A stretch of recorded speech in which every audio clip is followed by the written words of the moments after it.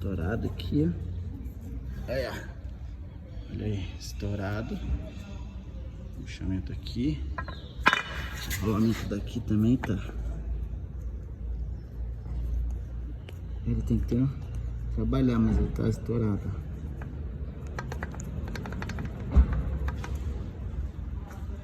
Do lado mesma coisa também. Tá estourada. Ó. Estourada. Ele tá mais ou menos, ó. Mas tem que trocar. Olha aí, ó.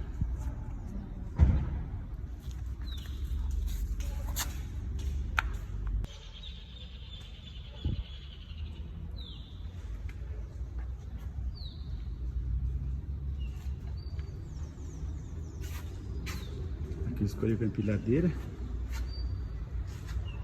Para levantar. Tem uma capa hidráulica, um jacarezinho, arco empilhadeira mesmo. Aqui travei para ela não correr pro lado. E aqui a gente regula só no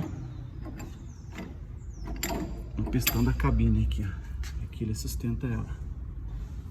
Tirar das algemas. Aí. Os amortecedores fora. Agora é só trocar os reparos do bucho aqui, da barra.